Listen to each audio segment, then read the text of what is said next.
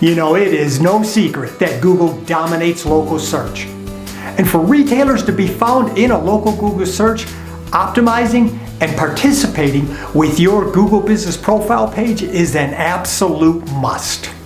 Now in this video, I would like to give you several of the top tips for maximizing your Google Business Profile page.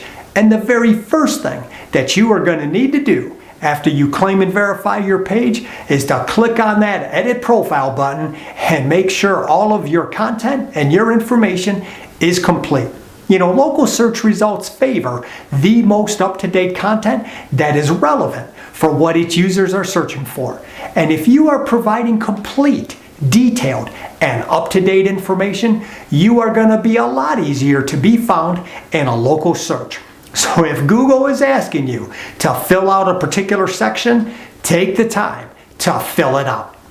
Now next, you should start including search keywords in your description. Now when I recorded this video, Google was allowing 750 words to be added to the description. Now most companies fall way short of hitting this maximum limit. So take the time to include keywords and the phrases that are specific to your business and weave those keywords right into your description. Now just a word of caution on this one. Do not keyword stuff. Now what do I mean by that? It's just listing those keywords line after line. You need to incorporate those keywords into the content so it flows like a story, not just list out all those keywords and hope for the best, because I guarantee that won't work. Now, one guaranteed way to earn a really poor review is to not have your hours accurate. So my tip is really simple. Keep your business hours accurate and up to date. You know, consumers are unforgiving, and if your profile says that you're open, you better be open. And just as an FYI, Google offers you the ability to customize all your hours for holidays or other special events, and you can schedule out these hours well in advance. Now for some fun stuff, adding photos and videos, and lots of them. You know, we live in a visually oriented society, and having lots of photos and lots of videos on your profile will help you a lot more than you think. You know, the very first place a potential customer is going to go once they land on your profile page is they are going to check out the pictures and the videos.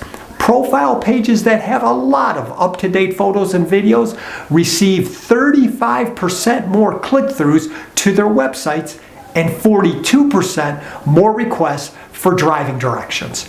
30% more click-through rates, all just for adding a couple pictures and some video content. I'd say you should do that. But now for some not so fun stuff.